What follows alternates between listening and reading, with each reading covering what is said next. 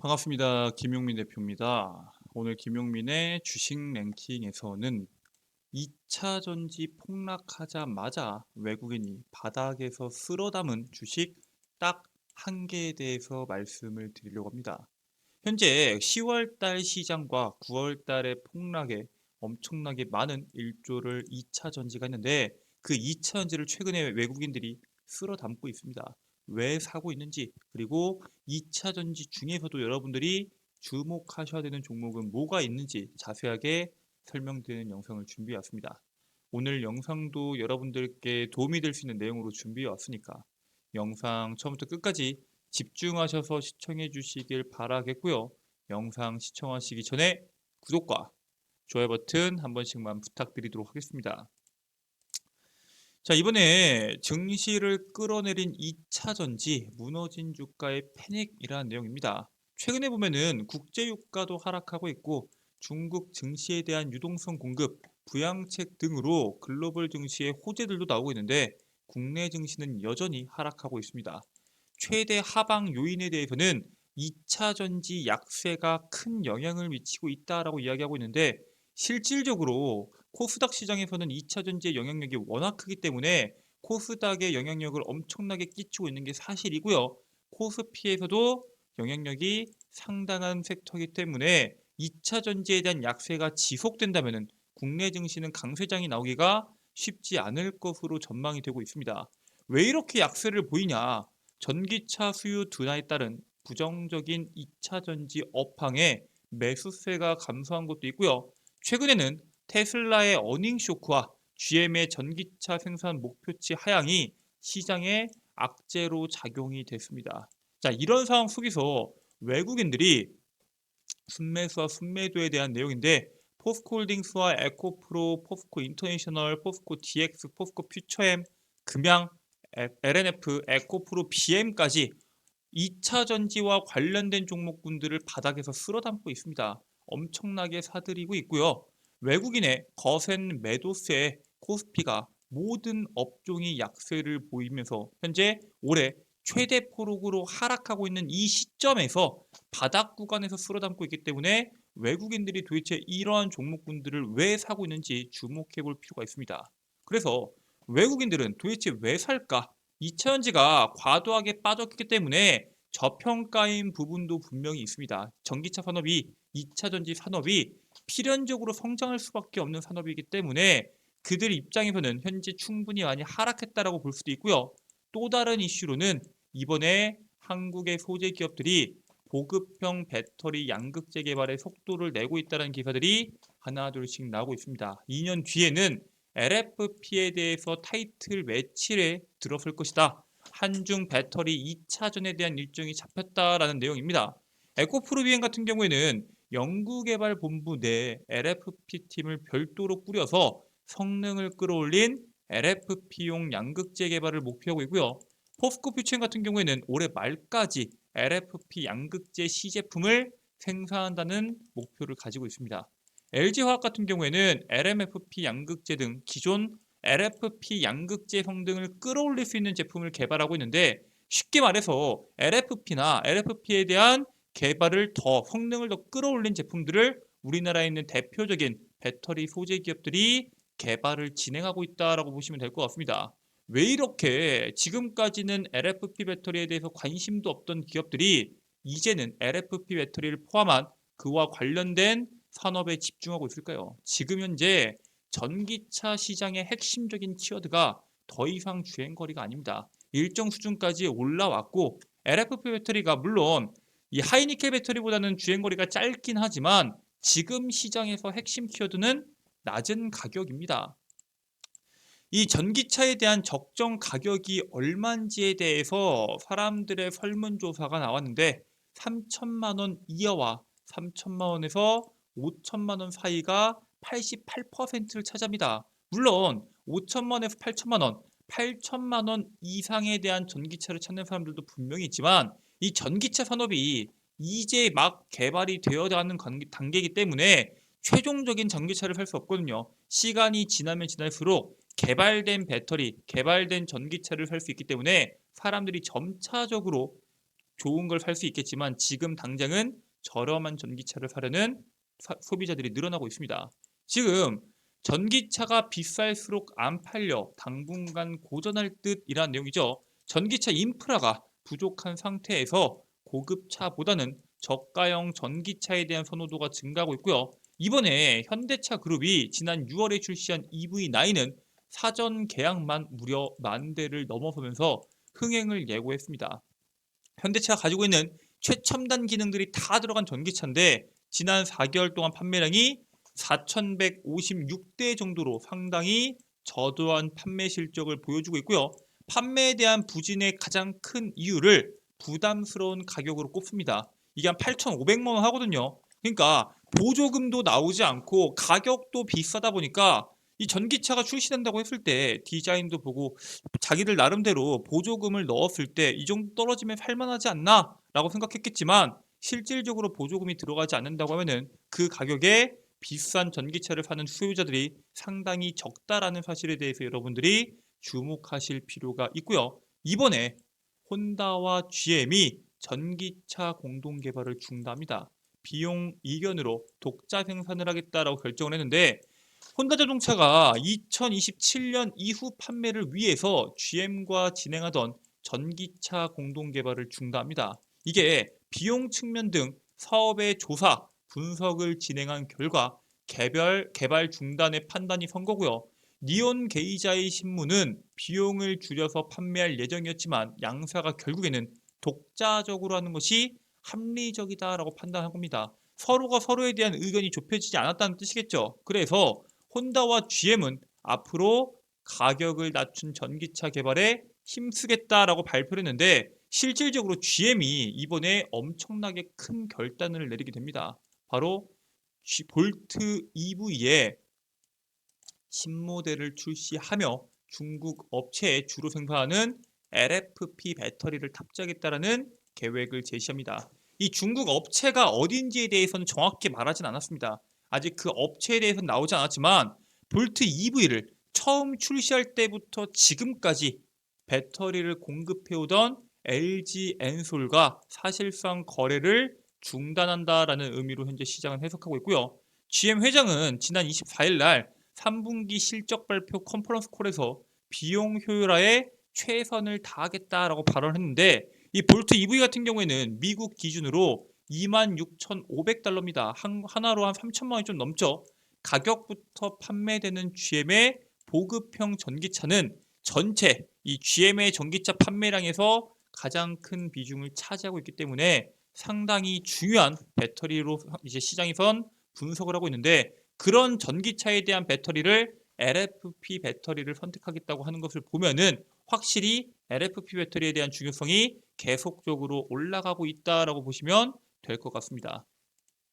자, 이렇게 거의 대다수의 완성차 기업들이 LFP 배터리를 이용해서 배터리에 대한 가격을 낮추기 위한 차량에 대한 가격을 낮추기 위해서 여러 가지 시도를 하고 있다 보니까 우리나라 기업들은 어떻게 하겠어요? 당연히 따라갈 수밖에 없습니다.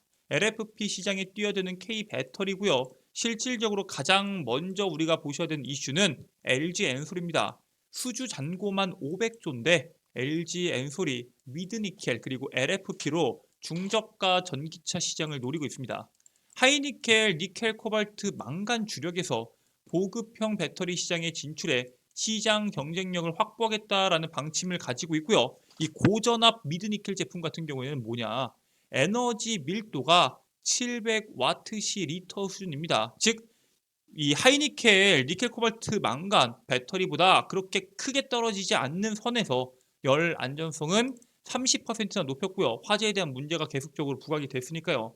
하이니켈 대비해서 가격도 10%더 저렴합니다. 그러니까 LFP 배터리 같은 경우에는 하이니켈 배터리에 비해서 에너지 밀도가 낮다라는 단점을 갖고 있고 대신 가격이 저렴하다라는 장점을 가지고 있죠. 그 중간에 해당하는 고전압 미드니켈 제품을 만들었다라고 보시면 될 것 같고요.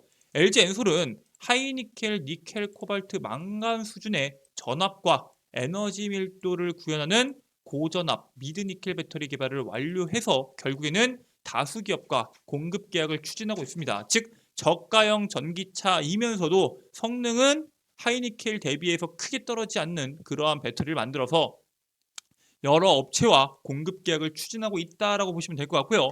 LG 엔솔이 개발 중인 LFP 배터리는 580와트/시 리터 수준의 에너지 밀도를 이미 확보한 것으로 시장은 확인하고 있습니다. 이 LFP 배터리에 대한 에너지 밀도도 상당히 높은 편이고요. 앞으로 계속적으로 개발을 하다 보니까 이 LFP 배터리에 대한 성능이 계속적으로 올라가겠지만 물론 한계는 분명히 있습니다. 니켈, 코발트, 망간 배터리를 뛰어넘기는 사실상 불가능에 가깝고요. 그렇기 때문에 제가 여러분들께 말씀을 드렸던 것처럼 배터리 같은 경우에는 계속적인 발전이 나올 수밖에 없고 그 발전이 진행되는 과정 속에서 구형 모델과 신형 모델 간의 간극이 벌어질 수밖에 없기 때문에 사람들이 저렴한 전기차를 타면서 나중에 이 배터리에 대한 성능이 고점을 찍었을 때 자신이 원하는 전기차를 사려는 그런 움직임이 나올 수 있다라고 말씀을 드리는 겁니다. 자, 그래서 LG 엔솔 같은 경우에는 전기차 배터리 사업 계획을 발표했는데 이건 4680 시리즈입니다. 애리조나에서 2025년 36기가와트시로 생산할 계획이고요. LFP 배터리 같은 경우에는 2026년, 고전압 미드니켈, 니켈, 코발트, 망간은 2025년입니다. 망간 리치 및 LMFP 2027년, 하이니켈 같은 경우에는 이미 생산하고 있지만 니켈 비중을 90% 이상으로 확대할 계획을 가지고 있습니다. 자, 이처럼 우리나라에서 대표적인 K 배터리 기업 중 하나인 LG 엔솔도 LFP 배터리에 대해서 박차를 가하고 있는데 LG 엔솔만 그렇게 할까요? 삼성 SDI도 마찬가지입니다. 이번에 올 3분기 배터리 판매 호조로 역대 3분기 기준 최대 매출을 달성한 삼성 SDI가 LFP 배터리와 전고체 배터리를 여전히 개발 중에 있습니다. 4분기에도 주요 신모델의 배터리를 판매를 확대하는 한편 신규 고객 확보를 통해서 실적을 개선한다라는 목표를 가지고 있고요. 삼성 SDI의 차세대 제품 LFP 배터리와 전고체 배터리 개발은 지금 차질 없이 진행되고 있다라고 이야기를 합니다. 2026년 LFP 배터리, 2027년 전고체 배터리 양산을 목표로 하고 있고요. 실질적으로 2026년에는 LG 엔솔과 삼성 SDI 모두 다 LFP 배터리를 시장에 내놓을 것으로 현재 예측하고 있습니다. 삼성 SDI의 부사장 같은 경우에는 지금 우리가 경쟁 업체들에 비해서 LFP 배터리에 대한 개발이 늦은 거는 알고 있다. 하지만 우리만의 기술을 통해서 비용도 낮추고 성능을 더 높게까지 올릴 것이다 라고 강조를 하고 있거든요. 결국에는 LFP 배터리에 대한 기술 개발은 더 나올 수 있더라도 시장의 주목도는 분명히 올라갈 수밖에 없습니다. 아니 근데 지금 전기차 수요 둔화라고 하지 않았나요? 앞으로 전기차 수요 둔화가 계속 이어진다고 하면은 결국에는 전기차 배터리가 싸든 비싸든 결국에는 성능이 좋은 게 더 부각받는 거 아니냐? 맞아요. 그렇기 때문에 우리가 지금 시장에 강제적으로 전기차로 넘어가는 흐름이 필요한데 이미 이르면 2025년, 늦어도 2040년에 내연기관차 종말을 선언하는 국가들이 계속적으로 증가하고 있습니다. 배터리의 완성도가 정점에 도달하지 못한 만큼 저렴한 전기차에 대한 니즈는 꾸준히 증가할 수밖에 없습니다. 우리가 20년 전에 예를 들어서 2000년대 초반에 우리의 스마트폰과 지금의 스마트폰의 배터리 성능, 카메라 성능은 다 떠놓고 봐서 배터리 성능을 본다고 했을 때 성능의 차이가 엄청나게 큽니다. 즉 사람들이 다들 알고 있는 거죠. 5년만 지나고 10년만 지나도 배터리에 대한 성능 차이가 엄청나게 벌어질 거다. 안전성부터 성능까지 엄청나게 벌어질 것이다 라는 것을 알고 있기 때문에 전기차에 대해서 니즈를 갖되 저렴한 전기차를 더더욱 찾을 거고요. 이 비아디 같은 경우에는 원래 중국에서만 통하는 배터리다라고 평가를 받아왔는데 벌써 해외 판매 비중이 10% 돌파에 성공합니다. 해외에서도 유럽에서도 동남아에서도 비아디의 해외 LFP 배터리에 대한 판매가 계속적으로 늘어나고 있다라고 보시면 될 것 같고요. 향후 10년간 저가형 전기차 시장이 주목받을 것으로 전망이 됩니다. 단기적으로 봤을 때는 LFP 배터리에 대한 성장 속도가 상당히 빠를 것으로 예상이 되고요. 3년, 5년이 지나면 지날수록 LFP 배터리와 니켈, 코발트, 망간, 하이니켈 배터리에 대한 관심도가 같이 공동 성장할 것으로 보입니다. 그렇기 때문에 시간이 지나면 지날수록 모든 카테고리를 만들 수 있는 K배터리가 중국에 비해서 유리한 건 맞습니다. 하지만 현 시점, 고금리가 장기화되고 있는 현 시점에서 사람들은 조금이라도 더 저렴한 전기차를 찾고 있고요. 그 저렴한 전기차의 선두는 중국이기 때문에 중국을 필두로 지금 국내 기업이 따라가고 있는 실정은 맞습니다. 시간이 지날수록 K배터리가 중국을 앞지르는 흐름이 나올 수 있지만 단기적으로 봤을 때는 LFP 배터리를 주목해야 되기 때문에 여러분들께 그 부분에 대해서 말씀을 드리는 거고요. K배터리 업체들의 LFP 배터리 개발로 수혜를 받을 수 있는 기업을 우리가 주목할 필요가 있다라고 말씀을 드립니다. 자, 그래서 우리가 주목해야 되는 종목이 도대체 뭐냐? 바로 탑머티리얼입니다. 얘는 2차 전지 토탈 솔루션 기업이고요. 고성능 리튬 인산철 양극재 개발에 성공해서 양산 과정에 착수한 기업입니다. 우리가 니켈, 코발트, 망간 배터리를 봤듯이 양극재에 대한 시장 선호도가 상당히 높아요. 실제로 차지하는 비중이 높기 때문에 관심도가 높게 나올 텐데 2026년도까지 우리나라 배터리 기업들이 이 LFP 배터리 만들기 위해서는 결국에는 양극재 쪽에서 선두로 달리고 있는 탑 머티리얼이 시장에서 주목받을 수 있다라고 보고 있고요. 현재 설치된 파일럿 라인에서 생산한 제품으로 고객들에게 샘플을 제공할 예정이고요. 평가를 거쳐서 장기 공급 계약을 체결할 예정인데 거기에 따라서 탑 머티리얼이 엄청나게 수혜를 볼 수 있지 않을까라는 기대를 가지고 있습니다. 앞으로 2차 전지의 폭락이 나온다고 하더라도 LFP 배터리나 여러 가지에 대한 배터리로 인해서 전기차 시장의 수요는 계속적으로 올라갈 수밖에 없습니다. 그 증가폭이 빠르게 올라가냐 느리게 올라가냐 차이지 시간이 지나면 지날수록 2차 전지의 전체적인 밸류에이션은 올라갈 수밖에 없기 때문에 여러분들께서 단기적으로 2차 전지 관련된 종목군들을 공략하신다고 하시면은 탑 머티리얼 주목하셔서 투자하시길 바라겠습니다.